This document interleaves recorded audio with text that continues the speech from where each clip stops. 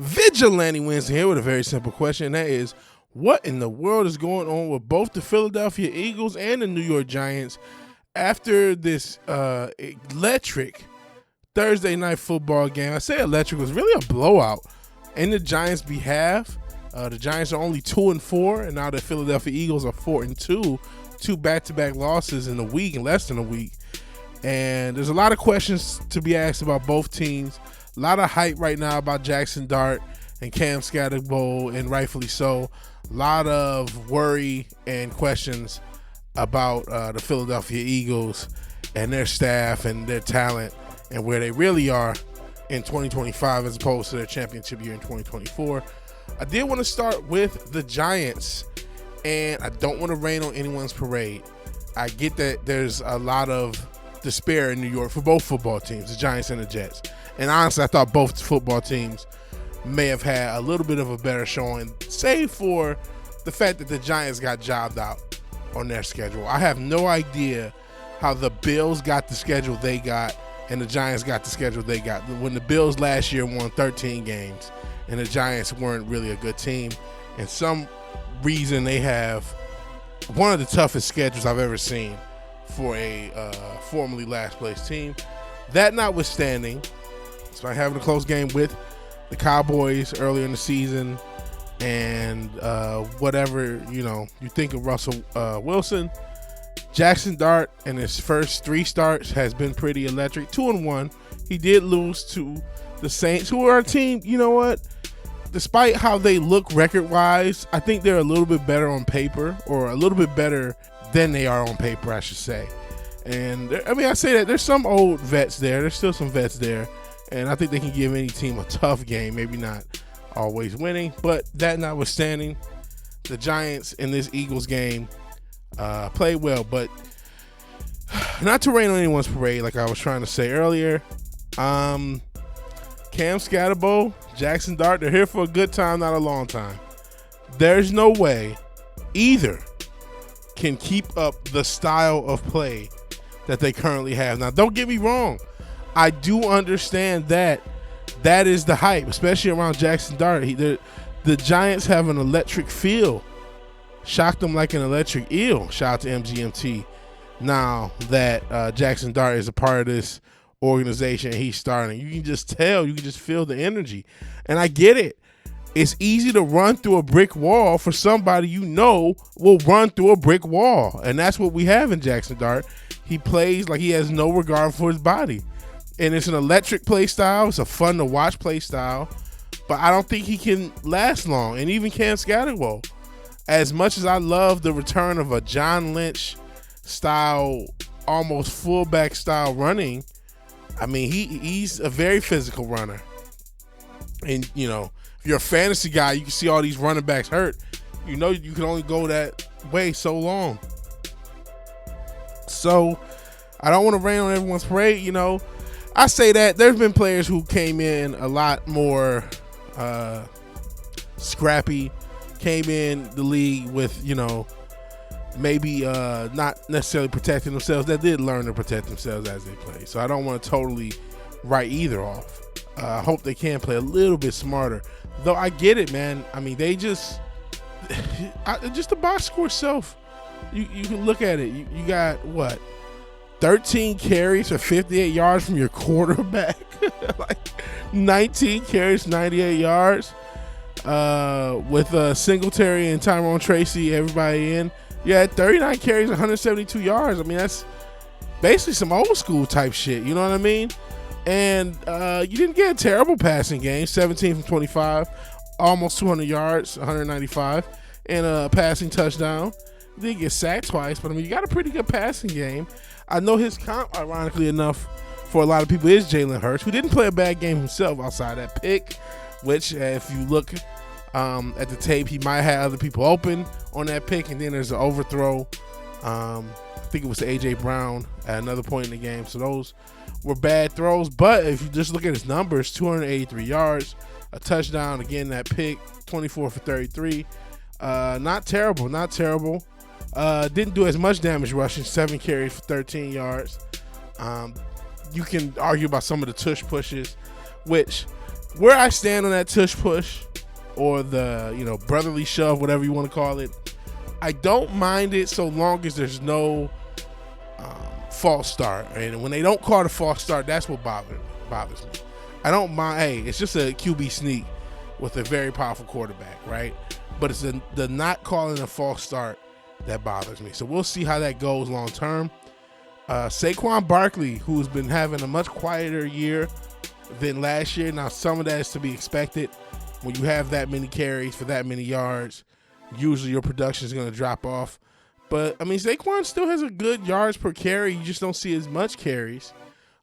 And let's be honest, and I hate to pick on somebody, but you got to wonder about really two people in the Philadelphia organization, and they're not players.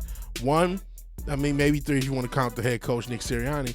But I was going with Kevin Patullo, sorry if I mispronounced his name. He's the offensive coordinator. And then you got to go with Howie Roseman, the GM, president, whatever his role is.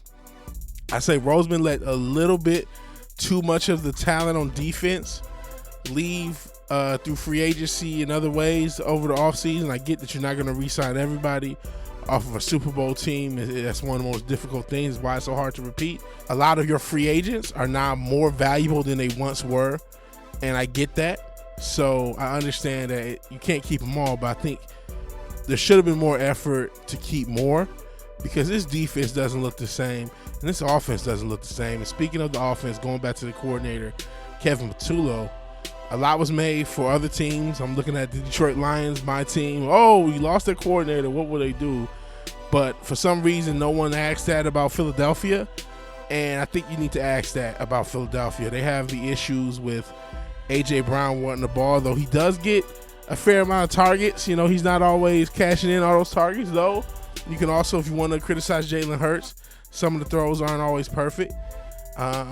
He had such a good postseason run, and even the 2 Super Bowl games he threw well in. But if you look at the numbers, Jalen Hurts passing is not terrible, right? He's a pretty good passer, but he does miss throws from time to time, right? And because they throw so few relative to other teams, those missed throws end up counting for more, though it seems like they're trying to pass a little bit more. I'm not sure if they're trying to appease their receivers. I'm not sure what's going on. And again, Saquon, I don't feel like it's being used to his full ability. Saquon, I get that sometimes you can't run if you're at a certain point in the game. Fair enough. But you can still use Saquon in the passing game, and you don't really see that happening either. If you look at just today, or I should say Thursday, Saquon only got 2 catches for 9 yards, 12 carries for 58 yards, which isn't a bad average, but only 12 carries. So you're not really giving him the touches he needs to do what you need to do. A.J. Brown, for what it's worth, 9 targets, 6 receptions, 80 yards. Dallas Goedert had a really good game, 11 targets, 9 receptions, 110 yards, and a touchdown. The sole touchdown that was thrown by the Eagles. The other one was scored on the ground again by Hurts. This offense is not terrible, but even if you look at a lot of the games, every game they have is close. His defense and offense is still not terrible, right?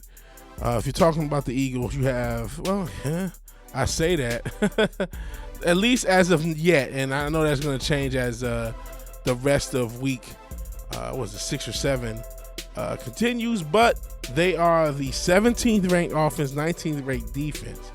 For a team that's still leading this division, ain't that great, right? So, you can also wonder about Vic Fangio. What job is he doing defensively? But I think the defense is a lot more to the players that have left, right? The Josh Sweats and all the other players they had. Even we got it was DJ Reed. There's a lot of talent that left from last year and went to different places, and a lot of them are productive in other places, right? So when you look at some of these players that are left and aren't there, and you wonder, okay, maybe some of these players should have been kept. You should have made a better effort to keep them. Now, I say that they're still 4-2. They're still ahead of their division. There's still a lot of games left.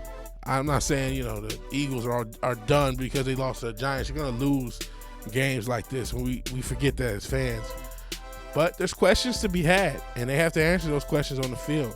And as far as the Giants, I'm excited about this team. You know, I wish them the best. Back when I made a video on the Giants, before I looked at their schedule, I thought maybe they could win 6 to 8 games with some of the pieces they're building defensively with Abdul Carter, and then obviously Neighbors, who is currently out on the offensive side. Thought they had a chance to do something. Then you look at their schedule and you're like, I'm not so sure anymore. And you see their first few games with Russ, you're not sure about that. Jackson Dart has an energy. Like I said earlier, it's easy to run through a brick wall for somebody you know would run through a brick wall. I'm not sure how long this run lasts. Like I said, he's here for a good time, not a long time, but it doesn't mean he can't have a magic carpet ride to the playoffs, or at least a magic carpet ride to a 500 or better spot. Now, I don't know if they're going to do that. They're still only 2-4, and they have, again, maybe the toughest schedule in the league. Certainly one of the toughest schedules I've ever seen for a last-place team.